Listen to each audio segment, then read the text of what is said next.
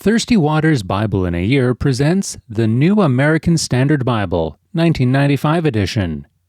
Day 22, Exodus chapters 13 to 15. Chapter 13, Consecration of the Firstborn. Then the Lord spoke to Moses, saying, Sanctify to me every firstborn, the first offspring of every womb among the sons of Israel, both of man and beast. It belongs to me. Moses said to the people, Remember this day in which you went out from Egypt, from the house of slavery, for by a powerful hand the Lord brought you out from this place. And nothing leavened shall be eaten. On this day, in the month of Abib, you are about to go forth. It shall be when the Lord brings you to the land of the Canaanite, the Hittite, the Amorite, the Hivite, and the Jebusite, which he swore to your fathers to give you, a land flowing with milk and honey, that you shall observe this rite in this month. For 7 days you shall eat unleavened bread, and on the 7th day there shall be a feast to the Lord. Unleavened bread shall be eaten throughout the 7 days, and nothing leavened shall be seen among you, nor shall any leaven be seen among you in all your borders.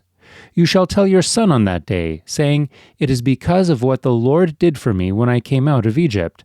And it shall serve as a sign to you on your hand, and as a reminder on your forehead, that the law of the Lord may be in your mouth. For with a powerful hand the Lord brought you out of Egypt. Therefore you shall keep this ordinance at its appointed time from year to year. Now when the Lord brings you to the land of the Canaanite, as he swore to you and to your fathers, and gives it to you, you shall devote to the Lord the first offspring of every womb, and the first offspring of every beast that you own. The males belong to the Lord. But every first offspring of a donkey you shall redeem with a lamb, but if you do not redeem it, then you shall break its neck. And every firstborn of man among your sons you shall redeem. And it shall be, when your son asks you in time to come, saying, What is this? Then you shall say to him, With a powerful hand the Lord brought us out of Egypt, from the house of slavery. It came about, when Pharaoh was stubborn about letting us go, that the Lord killed every firstborn in the land of Egypt, both the firstborn of man and the firstborn of beast.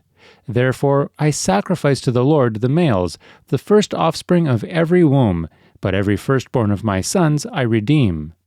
So it shall serve as a sign on your hand and as phylacteries on your forehead, for with a powerful hand the Lord brought us out of Egypt. God leads the people. Now when Pharaoh had let the people go, God did not lead them by the way of the land of the Philistines, even though it was near. For God said, The people might change their minds when they see war and return to Egypt. Hence God led the people around by the way of the wilderness to the Red Sea.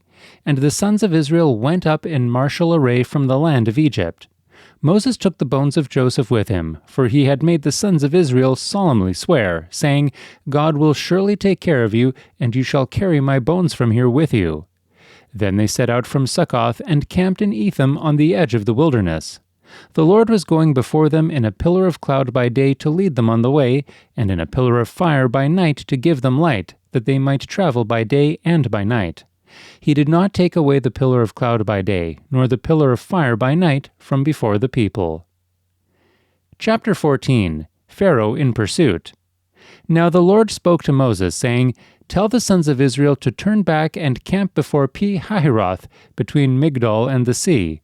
You shall camp in front of Baal-zephon, opposite it, by the sea. For Pharaoh will say of the sons of Israel, They are wandering aimlessly in the land. The wilderness has shut them in. Thus I will harden Pharaoh's heart, and he will chase after them, and I will be honored through Pharaoh and all his army, and the Egyptians will know that I am the Lord.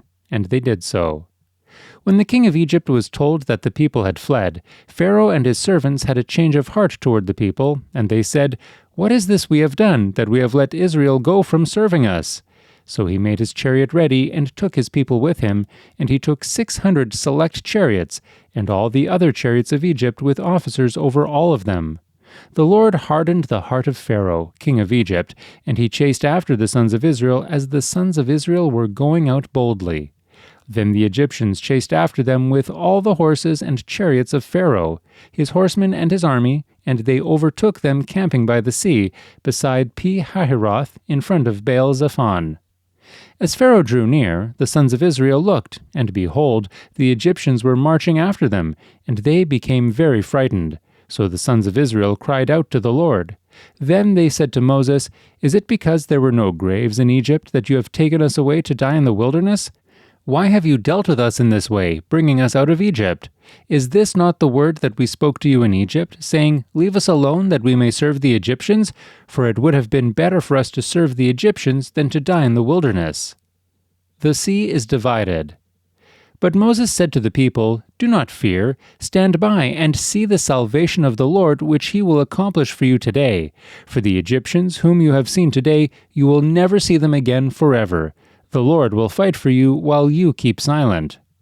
Then the Lord said to Moses, "Why are you crying out to me? Tell the sons of Israel to go forward.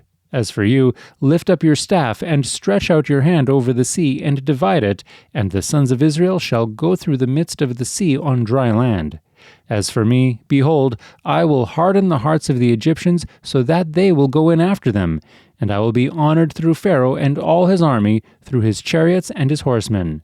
Then the Egyptians will know that I am the Lord, when I am honored through Pharaoh, through his chariots and his horsemen." The angel of God, who had been going before the camp of Israel, moved and went behind them, and the pillar of cloud moved from before them and stood behind them. So it came between the camp of Egypt and the camp of Israel, and there was the cloud along with the darkness, yet it gave light at night. Thus one did not come near the other all night. Then Moses stretched out his hand over the sea, and the Lord swept the sea back by a strong east wind all night, and turned the sea into dry land, so the waters were divided. The sons of Israel went through the midst of the sea on the dry land, and the waters were like a wall to them on their right hand and on their left. Then the Egyptians took up the pursuit, and all Pharaoh's horses, his chariots and his horsemen went in after them into the midst of the sea. At the morning watch, the Lord looked down on the army of the Egyptians through the pillar of fire and cloud, and brought the army of the Egyptians into confusion. He caused their chariot wheels to swerve, and he made them drive with difficulty.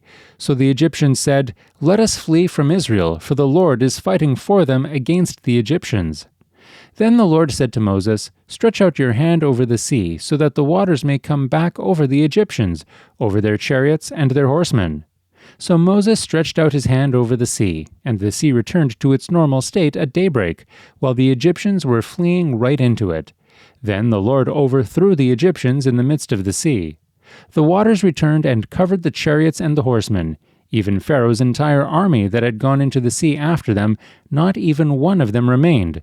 But the sons of Israel walked on dry land through the midst of the sea, and the waters were like a wall to them on their right hand and on their left. Thus the Lord saved Israel that day from the hand of the Egyptians, and Israel saw the Egyptians dead on the seashore. When Israel saw the great power which the Lord had used against the Egyptians, the people feared the Lord, and they believed in the Lord and in his servant Moses. Chapter 15. The Song of Moses and Israel. Then Moses and the sons of Israel sang this song to the Lord, and said, "I will sing to the Lord, for he is highly exalted. The horse and its rider he has hurled into the sea. The Lord is my strength and song, and he has become my salvation. This is my God, and I will praise him, my father's God, and I will extol him. The Lord is a warrior, the Lord is his name. Pharaoh's chariots and his army he has cast into the sea, and the choicest of his officers are drowned in the Red Sea. The deeps cover them. They went down into the depths like a stone. Your right hand, O Lord, is majestic in power. Your right hand, O Lord, shatters the enemy. And in the greatness of your excellence you overthrow those who rise up against you. You send forth your burning anger, and it consumes them as chaff. At the blast of your nostrils the waters were piled up. The flowing waters stood up like a heap. The deeps were congealed in the heart of the sea. The enemy said, I will pursue, I will overtake, I will divide the spoil. My desire shall be gratified against them. I will draw out my sword, my hand will destroy them. You blew with your wind, the sea covered them. They sank like lead in the mighty waters. Who is like you among the gods, O Lord? Who is like you, majestic in holiness, awesome in praises, working wonders? You stretched out your right hand. The earth swallowed them. In your loving kindness you have led the people whom you have redeemed. In your strength you have guided them to your holy habitation. The peoples have heard, they tremble. Anguish has gripped the inhabitants of Philistia. Then the chiefs of Edom were dismayed. The leaders of Moab, trembling, grips them. All the inhabitants of Canaan have melted away.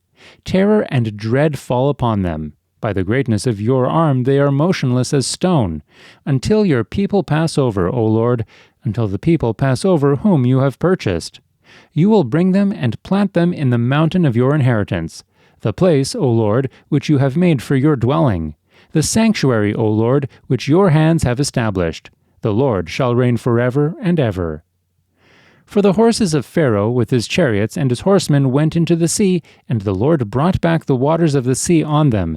But the sons of Israel walked on dry land through the midst of the sea. Miriam the prophetess, Aaron's sister, took the timbrel in her hand, and all the women went out after her with timbrels and with dancing. Miriam answered them, Sing to the Lord, for he is highly exalted.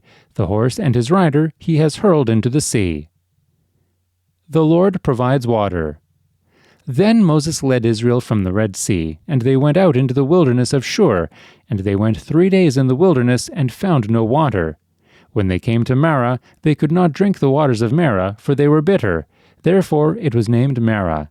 So the people grumbled at Moses, saying, What shall we drink? Then he cried out to the Lord, and the Lord showed him a tree, and he threw it into the waters, and the waters became sweet. There he made for them a statute and regulation, and there he tested them. And he said, If you will give earnest heed to the voice of the Lord your God, and do what is right in his sight, and give ear to his commandments, and keep all his statutes, I will put none of the diseases on you which I have put on the Egyptians, for I, the Lord, am your healer. Then they came to Elim, where there were 12 springs of water and 70 date palms, and they camped there beside the waters.